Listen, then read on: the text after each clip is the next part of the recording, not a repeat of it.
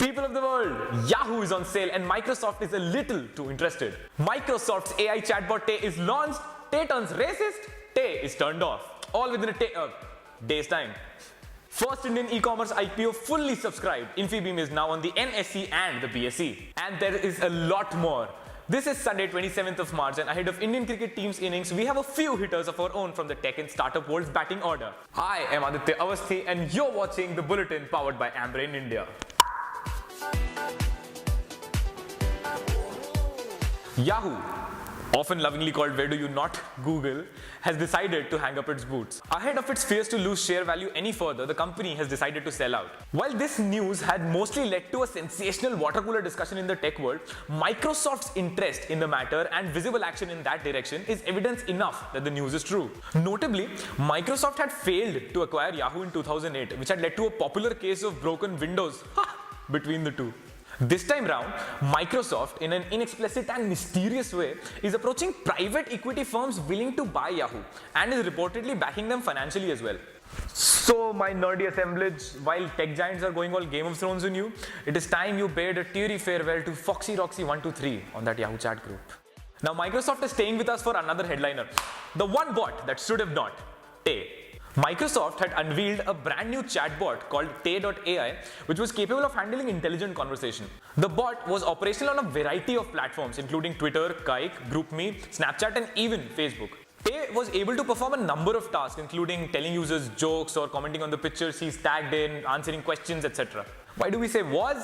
Because the bot is no more. Sorry, Jarvis fans, we're still not there yet. Tay was retracted after about 16 hours of its launch because in most of the few hundred conversations, Tay turned offensive and racist. The bot started a chain of offensive tweets, including denying the Holocaust and supporting Trump's immigration plans. Before the internet could go all terita on the AI, Microsoft decided to silence its cultural experiment. Notably though, Tay is technology. Technology is neutral. It responds to the stimuli we provide. It's not just Tay, it's us. Food for thought. So, Infibeam walks into a stock exchange and stays there. Regardless of its bump-ridden IPO, where 2 of its 4 consulting banks denied support, Infibeam has garnered a full subscription.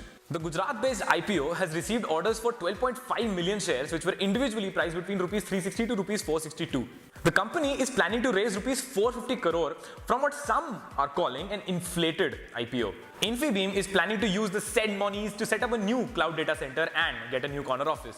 In the queue of people acquiring wisdomful enlightenment, we now have Myntra, which believes that the discount everything strategy is not the way to profit. The Flipkart acquired fashion platform is going to focus on its services portfolio instead. To ensure that the customers stick to the company even after the company cuts down its discounts, it is focusing on getting exclusive brands on its platform.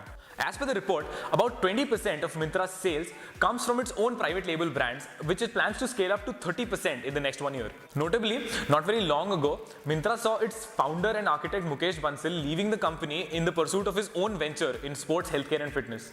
In the ongoing Next Cloud conference in San Francisco, Google has come up with some pretty interesting announcements. 2 of the most eye-catching ones being announcement of a new machine learning program and complete access to its speech recognition API.